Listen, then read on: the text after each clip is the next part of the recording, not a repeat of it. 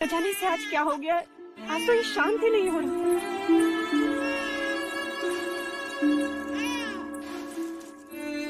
नहीं राजा, लगता है कुमार को किसी की अशुभ दृष्टि लग गई है। लौशिका, युवराज की नजर उतारो शीघ्र।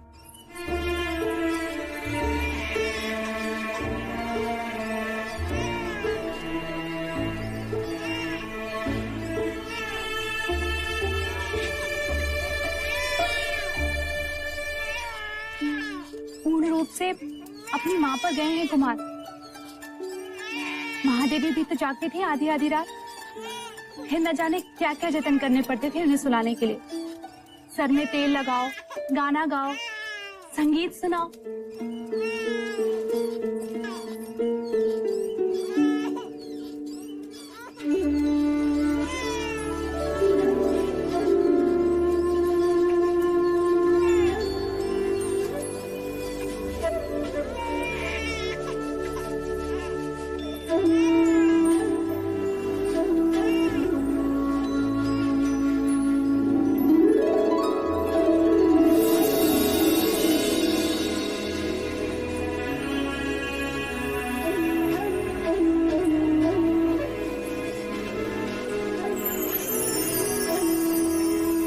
देख तो प्रजापति, तेरी बांसुरी सुनकर कैसे शांत हो गया।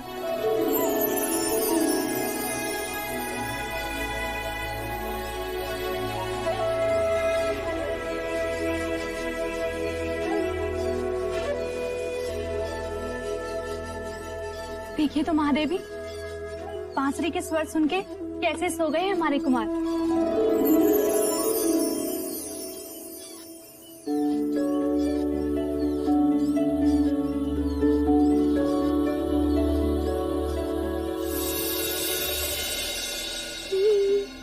ये क्या कर रही हो मंगला?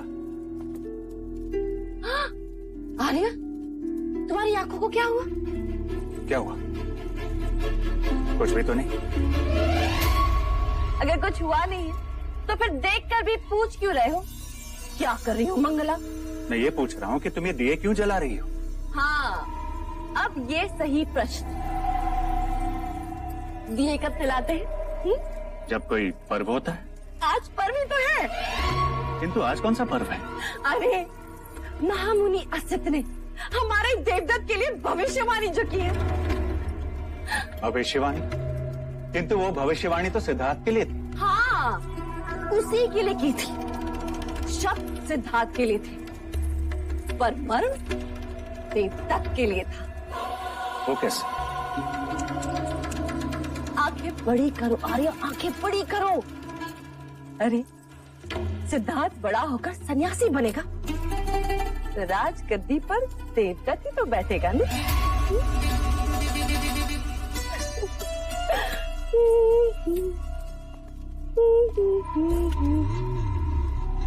कितनी दूर तक सोच लेती हूँ। मैं कितना भाग्यशाली हूँ कि मुझे तुम जैसी अर्धांगिनी मिली। और मैं कितनी अभागी।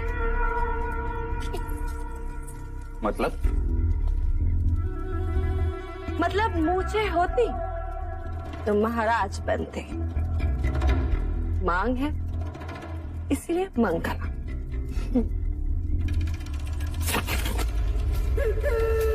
और बहुत ही शीघ्र राजमाता। देवदत्त कहाँ है? मुराज खेले मेरे साथ, मैं आपको हरा दूंगा। पुत्र, इस समय नहीं, इस समय मैं अकेले रहना चाहूँ। नहीं, मैंने बोला आप खेलिए मेरे साथ। कौन है इस समय नहीं? नहीं, आप मेरे साथ अभी खेल। कौन है इस समय नहीं? आके सो जाओ। देवदत्त उठ, उठ, रोना बंद कर और याद रख, महाराज को अब तेरी कोई आवश्यकता नहीं। इनका अपना पुत्र जो आ गया। मंगला, क्या अनर्थ कह रही हो? सही तो कहा महाराज, दाहिना हाथ हमेशा मुंह की ओर ही जाता है। जब कुमार नहीं थे तब यही देवदत्त था जिसने आपके अकेलेपन को अपने बचपन से भर दिया। क्षमा कीजिएगा महाराज, मेरे देवदत्त ने आपके एकांत को भंग कर दिया। चल देवदत्त।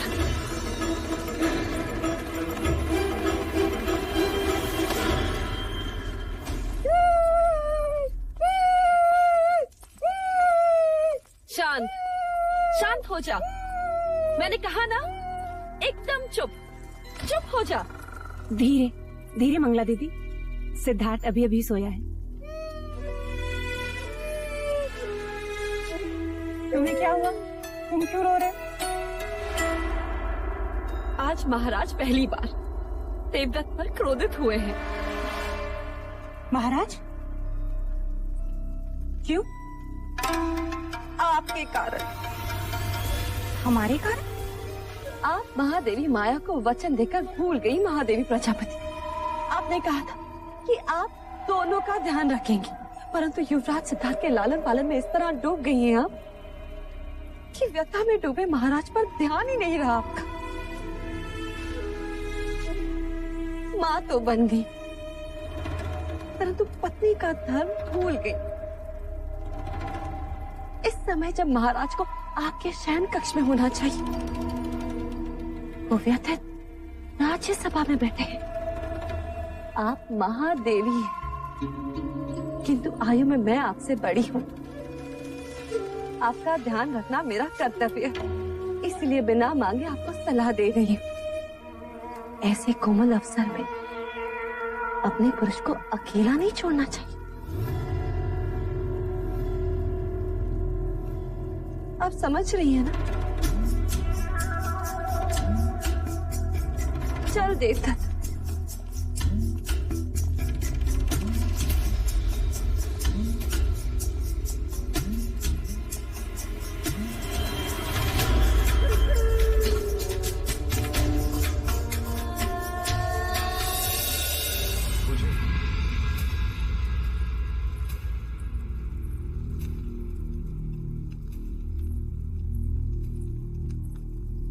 महाराज कहाँ हैं? अभी अभी प्रशिक्षण क्षेत्र की ओर गए हैं महादेवी।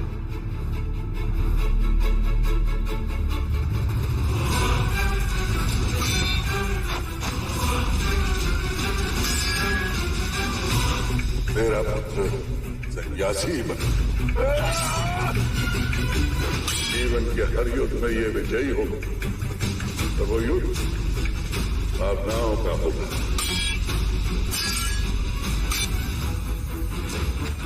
भले इसने तेरे क्षत्रिय कुल में जन्म लिया हो, पर रूप सन्यासी का लेकर आया है। क्षमा महाराज। दोस्त तुम्हारा नहीं, मैं बेध्यान हो गया था।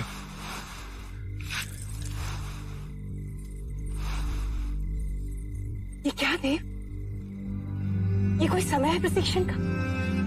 नींद नहीं आ रही थी, व्यथित था, अपने क्रोध पर काबू नहीं कर पा रहे थे, इसलिए। ऐसी कौन सी व्यथा है देव जिसने आपको इतना चिंतित कर दिया? इस शाक्य कुल का पतन होते नहीं देख सकता देवी। मैं क्षत्रियों का अपना धर्म छोड़ते नहीं देख सकता। जिन हाथों में मैं तलवार देखना चाहता हूं, उन हाथों में मैं कमंडलू कैसे देखूं? जिस शरीर पर मैं रक्त रंजित घाव देखना चाहता हूं, वहां चंदन तिलक कैसे देखूं देवी? कैसे देखूं? आप किसकी बात कर रहे हैं देव? कुमार सिद्धार्थ की। असत मुनि की वाणी अभी गूंज रही है मेरे कान में। आप अकारण ही व्यथित हो रहे हैं देव। कल किसने देखा है? इतना जब तब यज्ञ के पश्चात एक पुत्र हुआ, और वो भी सन्यासी। ऐसा कुछ नहीं होगा देव। असत मुनि की वाणी कभी असत्य नहीं हुई देवी। किंतु भविष्य के गर्भ में क्या है, यह कोई नहीं जानता। मैं तुमसे पूछता हूं देवी, तुम्हें क्या लगता है? जिस भव्य वस्त्र से सन्यासी का चोला बनता है, उसी भगवे वस्त्र से हमारे राज्य का परचम बना है। वस्त्र हमारे पास है और हमें उसका क्या